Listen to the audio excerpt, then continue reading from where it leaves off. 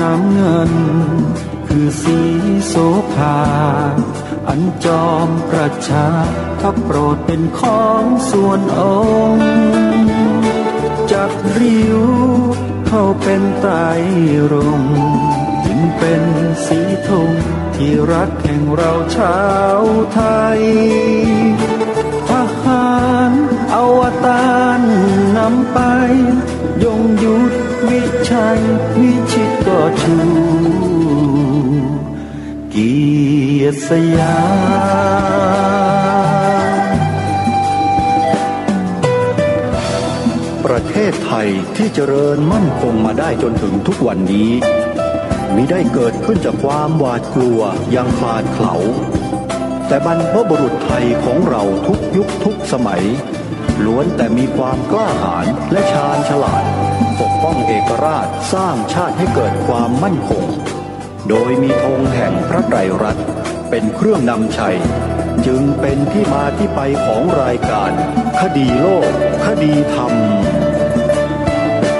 กล้าคิดก็ต้องกล้าทำอย่ากลัวถ้าทำความดี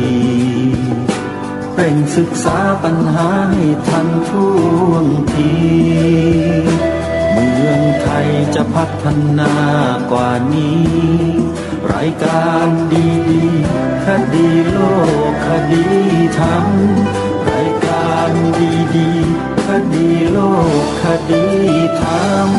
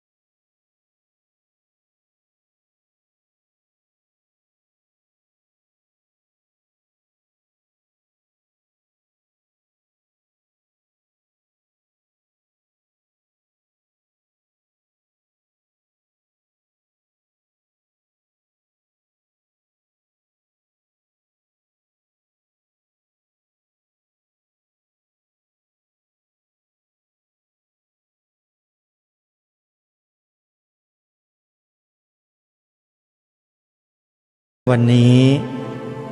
วันขึ้น7 ค่ำเดือน 10วันนี้ตรงกับวันจันทร์ที่13กันยายน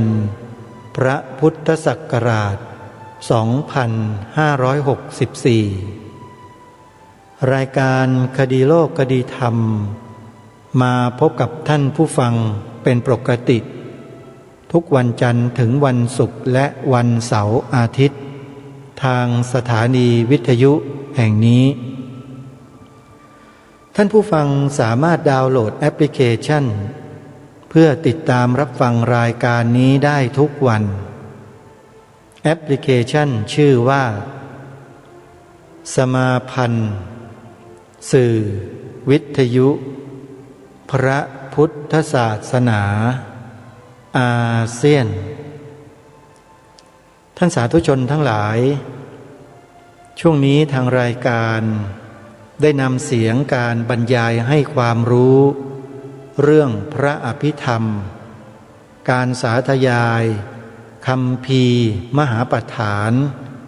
มาเปิดให้กับท่านสาธุชนได้ฟังกันอยู่ซึ่ง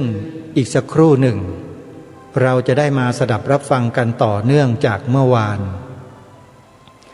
ก่อนจะถึงเนื้อหาสาระที่จะเปิดให้ฟังในวันนี้ก็ขอเชิญชวนศรัทธาสาธุชนได้มีโอกาสร่วมทำบุญสนับสนุนกิจกรรมโครงการปลูกป่าถาวรที่สวนป่าสามัคคีธรรมที่อาตมาภาพเป็นผู้ดูแลรับผิดชอบสักครู่เนื่องด้วยในช่วงนี้ เป็นช่วงฤดูฝนฝนนั้นกำลังตกต้นไม้ก็จะรับน้ำจากน้ำฝนพอประมาณแต่หลังจากหมดฤดูฝนแล้วก็จะเข้าสู่ฤดูหนาวซึ่งก็เริ่มเป็นฤดูแล้งไปโดยลำดับแล้วที่พื้นที่ของสวนป่าสามัคคีธรรมนั้นเมื่อถึงฤดูแล้งแล้วเนี่ยจะหาน้ำในการบำรุงรักษาต้นไม้นั้นยากเพราะผืนดินนั้นเป็นดินปนทรายไม่อุ้มน้ำโยมอาตมาภาพก็จำเป็นที่จะต้องจัดทำระบบน้ำให้กับต้นไม้เป็นปีที่3ผ่านมาแล้ว2 ปีเข้าสู่ปีที่3อาตมาก็เลยต้องพัฒนาระบบน้ำขึ้นมาอีกระดับหนึ่งซึ่งจำเป็นจะต้องมีค่าใช้จ่ายในการดำเนินงานรวมถึงระบบไฟที่ใช้มาแล้วปีที่4เข้าสู่ปีที่5แบตเตอรี่ที่เราเคยใช้อยู่ก็เริ่มเสื่อมสภาพลงระบบก็ต้องพัฒนาขึ้นมาอีกขั้นหนึ่งสรุปก็คือต้องทำระบบน้ำกับระบบไฟฟ้าโซลาร์เซลล์เนี่ยเพิ่มเติมถ้าหากญาติโยมท่านใดมีความประสงค์จะร่วมทำบุญในช่วงเข้าพรรษากับสวนป่าสามัคคีธรรมในช่วงนี้อาตมาก็ยินดีที่จะเปิดโอกาสให้ทุกท่านได้ร่วมบุญกันแล้วแต่กำลังศรัทธานะโยมนะถ้าโยมเห็นว่าเหมาะสมสมควรก็ร่วมทำบุญกันอาตมาจะใช้งบประมาณเนี่ยไม่เกิน100,000 บาทนะพัฒนาทั้ง2 ระบบคิดว่าไม่แพงนะโยมนะเพราะว่าไฟฟ้านี้ถ้าเราปรับระบบขึ้นมาอีกครั้งหนึ่ง